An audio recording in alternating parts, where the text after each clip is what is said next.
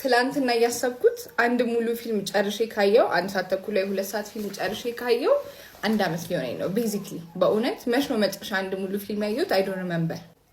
ግን ፖድካስት ሲሆን የ3 ሰዓት ፖድካስት እኮ ነው በቃ መስጦኝ እንዴት እንደማየው እና ትላንትና ምንድነው ሚስጥሩ ያልኩ ነበርና ዳይሪ ኦፍ ሲኢኦ የሚባል ሰው ያለ ማያመጣው አይነት ሰው የለም በቃ ማያመጣው አይነት ሰው አንድ የአስር ካምፓኒ ባለቤት ያመጣላችኋል ከዛ አንድ ሞንክ ያመጣላችኋል ከዛ አንድ አርቲስት ያመጣላችኋል ከዛ አንድ ደግሞ ዘፋኝ ያመጣላችኋል በቃ ማያመጣው አይነት ሰው የለምና 2 ሰዓት 3 ሰዓት ሙሉ በቃ ቁጭ ብዬ ካየሁት በኋላ ምንድነው የሚሰማኝ በቃ አንድ ሙሉ መጽሐፍ ጨርሻለሁ ብዬ ነው የምነሳው ምክንያቱም መጽሐፍ ስናነብ ያንድን ሰው ታሪክ ነው የምናውቀው ይሄን አድርጉ እኔ ከህይወቴን ተምሬያለሁ እንትን አድርጉ እንትን አታርጉ አይደለ ፖድካስትም ቤዚክሊ እንደዛ ነው ስለዚህ እኔ አንድ ሙሉ ዳይሪ ኦፍ ሲኢኦ ፖድካስት ከጨረስኩ በቃ ይሄን ያክል መጽሐፍ ጨርሻለሁ ካልኩት ውስጥ አንድ ሊስት እየጨመርኩ ነው የሚሄደውና